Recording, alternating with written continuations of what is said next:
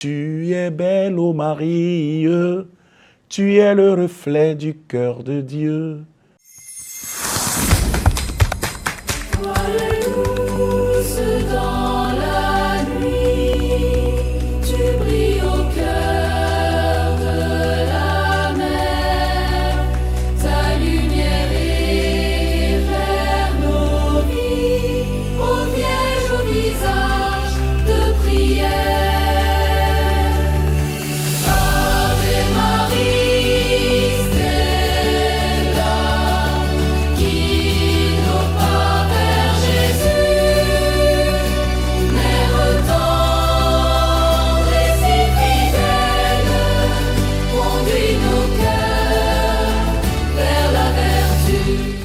Salut, salut, depuis votre position, bienvenue dans notre rubrique Marie est là.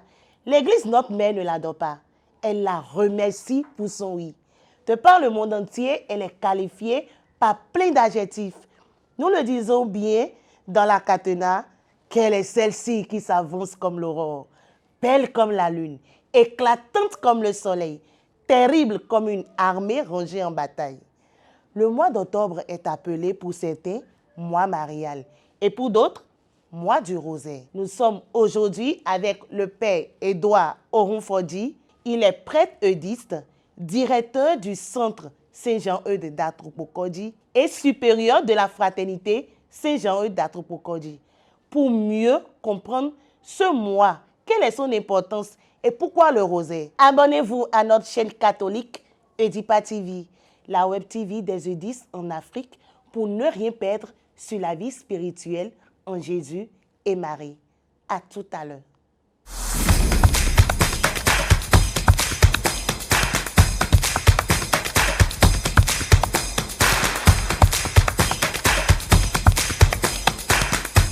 Bonjour Padre, comment vous allez? Bonjour. J'espère que vous allez super bien. Merci beaucoup pour votre disponibilité afin de nous parler un peu du mois du rosaire.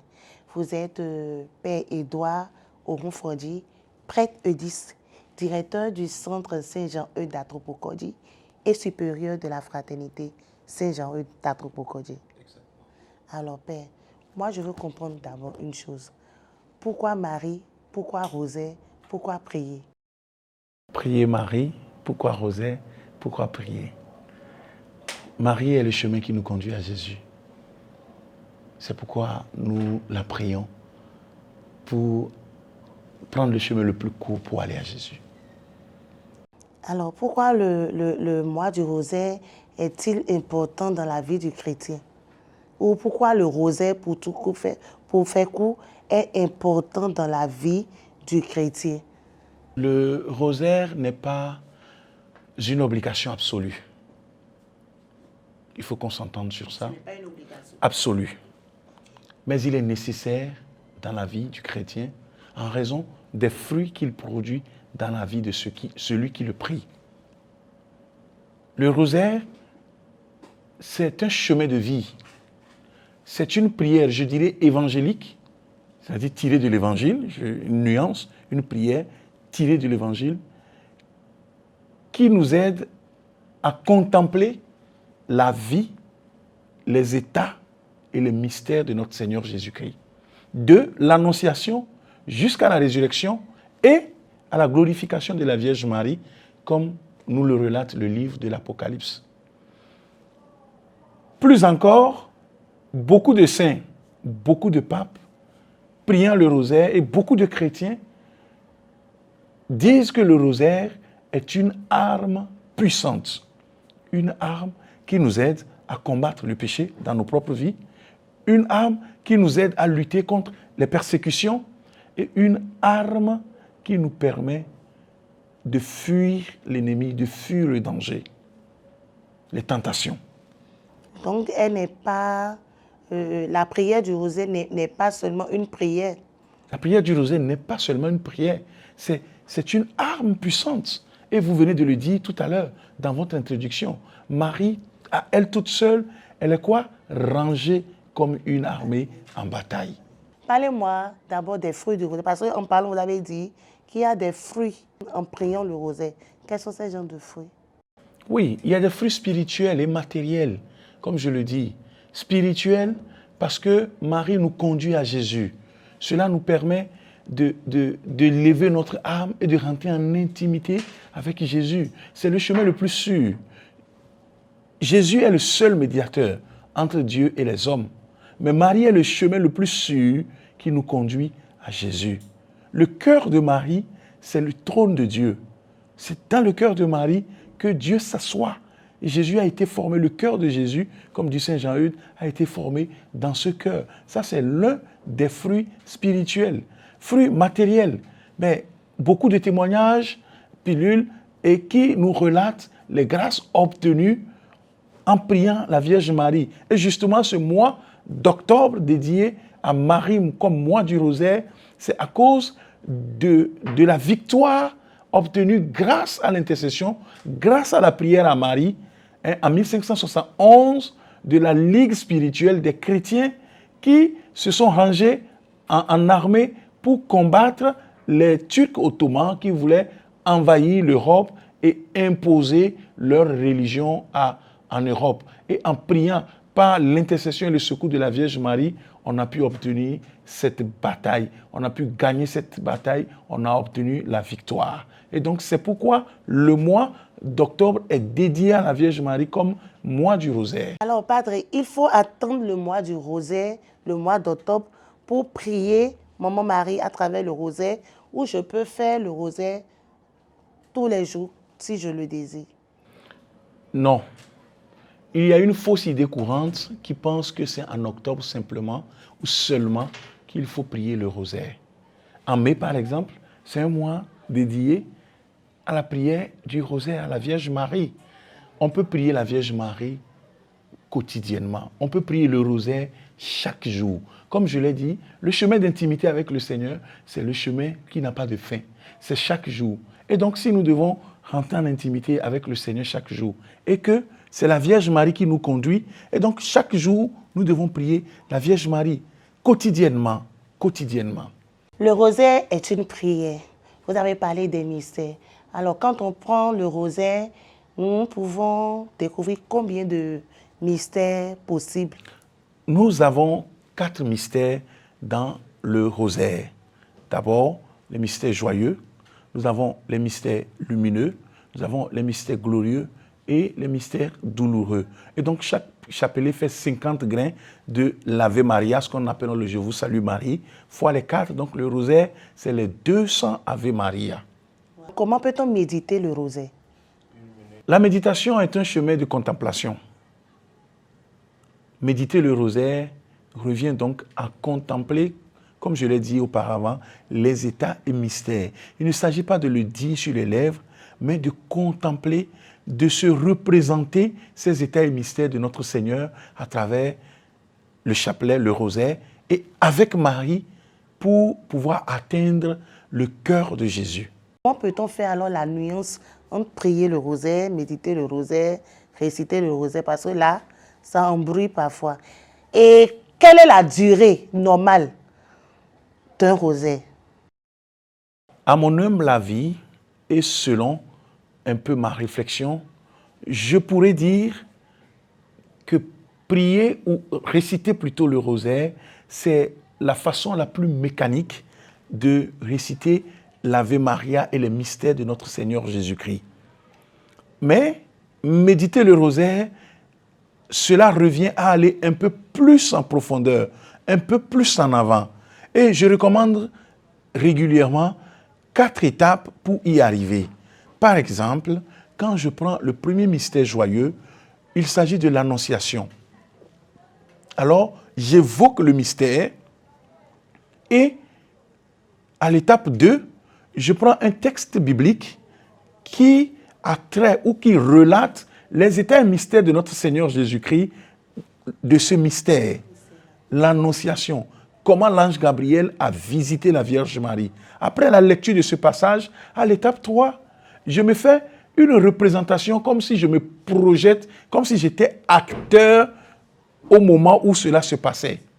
Tu caricatures, en fait. Voilà. Et donc, je me fais une idée, une image de la chose, et silencieusement, à l'étape 4, j'écoute le Seigneur me parler,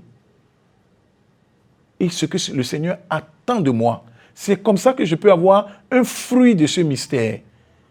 Et ce n'est qu'après cela, à l'étape 4, que je peux évoquer quelques intentions pour lesquelles je prie le chapelet au moment où je le prie. Et donc, vu ou compris comme cela, le rosaire peut prendre beaucoup de temps. Beaucoup de temps. 3 heures de temps. Ça peut faire 3 heures, ça peut faire 4 heures. Cela dépendra de la profondeur de ma méditation. Parce que je passe de l'action de réciter simplement pour aller à quoi? À la contemplation. Je veux contempler quelque chose. Et donc, c'est pourquoi je dis à certaines personnes, je préfère la régularité, réciter une dizaine bien méditée régulièrement, que de réciter mécaniquement et en courant le rosaire pour le finir en 30, 20 minutes au lieu de prendre tout son temps pour le méditer. Et donc, il y a, je ne sais pas, un de nos professeurs qui citait régulièrement un grand théologien catholique qui dit que quand on médite assez, un seul Ave Maria, un seul Je vous salue Marie, l'enfer tremble. Si le rosaire est une âme puissante, est une prière, on peut passer des heures à prier. Je pense que c'est suffisant pour un chrétien où il y a d'autres prières que le chrétien doit faire, où le rosaire suffit largement pour le combat spirituel ou pour obtenir grâce devant Dieu. Je vous remercie pour cette question, cette dernière question très pertinente. Je rappelle le principe de la prière du chapelet du rosaire ou des prières à Marie dans l'Église catholique. Nous n'adorons pas la Vierge Marie, nous la vénérons, nous l'honorons. Parce que, en réalité, comme Saint Jean-Eudes, notre Père le dit, et l'Église tout entière, dans sa théologie, dans son discours, par moments, il y a des confusions. Marie n'est rien sans Jésus. Jean-Eudes dit que Marie n'est rien et n'a rien en elle-même. Elle est tout par Jésus. Elle est tout par Jésus. Et donc, les victoires que nous obtenons au travers de la prière du chapelet du rosaire, au travers de la dévotion à la Vierge Marie, sont des victoires que Maman Marie nous obtient par son Fils Jésus-Christ. En elle-même, Marie n'a rien à nous donner. Et tout ce que nous obtenons, c'est de Jésus. C'est Jésus qui nous guérit. C'est Jésus qui nous libère. La Vierge nous conduit juste à Jésus pour nous montrer le visage miséricordieux de Jésus qui nous donne tout. Et donc, la Vierge Marie, c'est le chemin le plus sûr. Elle nous conduit à Jésus, mais ce n'est pas une fin en soi. C'est Jésus qu'elle nous amène à découvrir. Et donc, quand nous prions Jésus, Marie même prie son Fils Jésus. On dit souvent que Marie, elle est l'épouse du Saint-Esprit. Marie, elle a reçu le pouvoir d'écraser la tête de Satan. D'autres disent que le diable peut circuler devant le trône de Dieu, mais ne peut pas s'arrêter devant Marie, parce qu'elle est remplie de l'Esprit Saint. Elle est intouchable. Dites-nous un peu ce que vous pensez par rapport à ça. J'ai dit tantôt que la prière du rosaire est une prière évangélique qui nous renvoie à l'évangile. À l'Annonciation, le premier donc mystère joyeux que j'avais déjà énoncé, c'est l'ange Gabriel qui apporte une annonce à la Vierge Marie. Et que dit l'ange à Marie? L'Esprit Saint viendra sur toi. Et donc, celui que tu vas porter, cela s'appelait quoi? Fils du Très-Haut. C'est biblique. Et donc, quand on dit qu'elle est l'épouse du Saint-Esprit, qu'elle est remplie de l'Esprit Saint, c'est biblique. Ce n'est pas inventé par l'Église. Et quand nous allons plus loin, dans le dernier livre de la Bible, dans le livre de l'Apocalypse, les révélations de Jean nous montrent comment cette dame qui est couronnée au ciel a écrasé la tête du diable, la tête de Satan, représenté comme un serpent. Et donc, le diable ne peut pas résister devant cette dame qui a écrasé Satan. Ça, C'est le Seigneur qui lui a fait cette grâce. C'est pourquoi, dans la prière de la veille, nous disons pleine de grâce. Elle est remplie de grâce. Merci beaucoup, Padre, pour ce moment. Nous avons parlé du rosaire. Nous avons parlé de Marie, mais le Père m'avait soufflé qu'il ne peut pas passer sur ce plateau sans chanter pour Marie. Ben, je pense que c'est une surprise, je ne sais pas, je vais dire agréable ou désagréable, parce que j'ai perdu ma voix. J'ai prêché une retraite la semaine dernière et après j'ai perdu ma voix. Mais Madame Sonia me fait une surprise, je dirais. Agréable. Comme j'aime beaucoup Maman Marie, Marie. il y a un beau chant que j'aime souvent prendre à la fin des offices et que j'adore, qui me relate toute sa beauté. Et le chant, beaucoup de personnes le connaissent déjà. Le chant dit « Tu es belle, ô Marie, tu es le reflet du cœur de Dieu ». Et en tant que diste, le cœur de Dieu, le cœur de Jésus est très important dans ma vie. « Tu es belle, ô Marie, tu es le reflet du cœur de Dieu ». Voilà, Marie est choisie entre toutes les femmes. L'appel de Dieu est venu jusqu'à elle. C'est ce que dit le premier couplet de ce chant. « Tu es belle, ô Marie, tu es le reflet du cœur de Dieu ». Je vous invite tous à vous abandonner à Marie pour qu'elle vous conduise au cœur de Dieu. Comme ça, nous avons nos cœurs déchirés, nos cœurs divisés, broyés à cause des souffrances, des difficultés, des déceptions. Mais Jésus, il sait réparer nos cœurs. Que sa grâce vous accompagne et que par Marie, vous atteignez le cœur de Dieu. Merci. Amen. Merci beaucoup, Padre, pour ce beau moment passé avec nous sur ce plateau. Merci, merci. Et que Maman Marie aussi vous comble de ses grâces. Merci. Et comme nous sommes dans le mois de Marie, avant de partir, il a dit qu'il ne peut pas passer sans faire un Ave Maria. Donc, mon frère, si tu n'as pas encore ton chapelet, là, va chercher. Le Père a son chapelet. Père, c'est le mois du rosaire, c'est le mois de Marie. Et depuis quelque temps, le Père Sylvain Awakon, que je salue, par ici, a sorti un slogan. Mois d'octobre, un chrétien, un chapelet en poche. Et donc, chacun doit avoir son chapelet en poche. Et par la prière de Marie, comme je l'ai dit tout à l'heure, vous tous qui nous suivez de partout où vous êtes, en méditant ce seul Ave Maria, que les enfers tremblent. Amen. Que les difficultés de votre vie s'écartent et s'éloignent de vous. Et que la grâce de Jésus vous localise en ce moment.